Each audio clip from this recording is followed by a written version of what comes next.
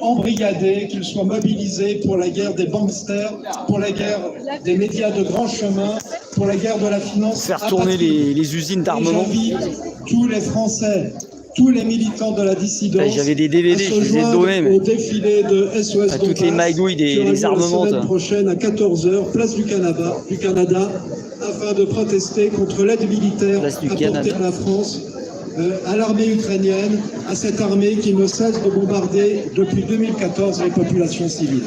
Lui, il a fait le Donbass, là. Merci beaucoup.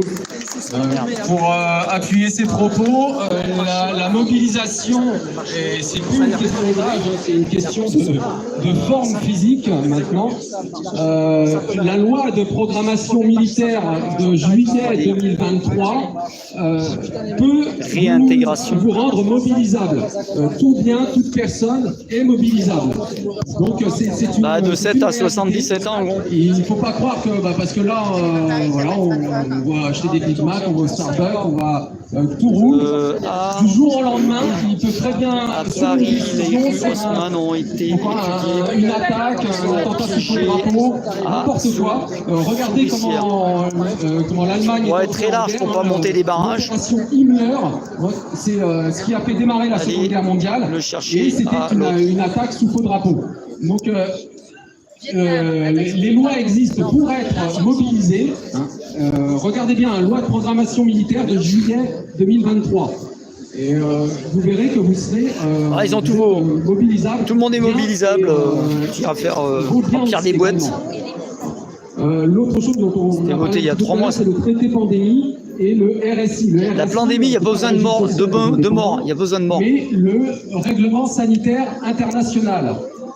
C'est ce qui va régler les mesures en cas de pandémie. Et c'est bon, le son est bon. C'est en train d'être négocié, discuté au niveau de l'OMS. Peut-être bien l'ONU, mais au niveau de l'OMS, c'est-à-dire que il va y avoir un transfert de souveraineté le feu concernant les questions de santé, à entretenir. Les questions en cas de pandémie de l'État, des États vers l'OMS. Et ça, c'est en train d'être voté. Là, ça va être pour le 25 mai 2024. Pour une application en janvier 2025. Donc, je vous invite. Alors, il y a des pays qui sont évidemment qui sont réfractaires. Je les ai plus en tête. C'est qu'on soit armé. Mais la France, évidemment, et pour ce transfert de souveraineté. Ça peut être utile, monsieur, pour le sida. Je me souviens, moi j'étais à l'hôpital pour le sida. C'était très utile parce qu'il y a des tas de pétiques qui disaient qu'ils n'avaient pas le sida et les gens se faisaient avoir, ils l'attrapaient. L'ultime supercherie du sida. C'est intéressant, je suis d'accord avec vous, il ne faut pas tout imposer. Ça, c'est très important. Mais parfois, quand c'est supranational pour la santé, il y a quand même des médecins assez raisonnables pour contrecarrer ce genre de choses.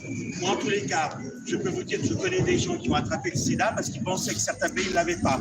Donc, ça peut parfois être utile. Il ne faut pas dire que si tout est négatif. Je pense, hein. Alors, quels seront les contre-pouvoirs à ce moment-là? Ah ben oui, non, mais on peut en parler, vous avez raison. Là, vous l'avez vu pour le coco.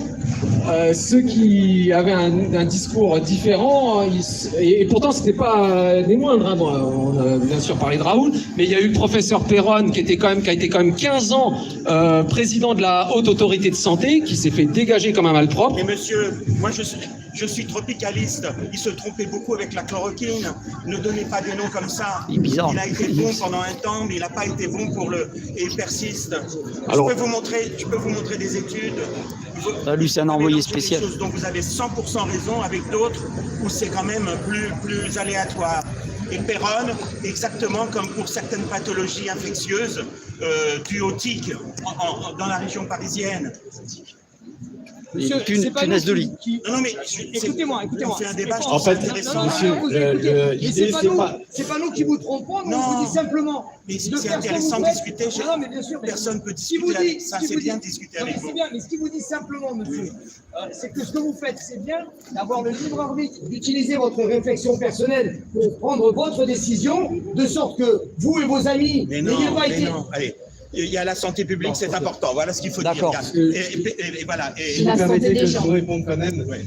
En fait, la question pour nous n'est pas du tout sur le débat scientifique. C'est-à-dire de savoir si des... Moi, j'adore ce que vous faites. Ce que je voulais juste vous dire, monsieur, en fait, c'est que la question est beaucoup plus fondamentale. Il ne s'agit pas d'un débat scientifique pour savoir si des traitements préventifs ou curatifs, quels qu'ils soient,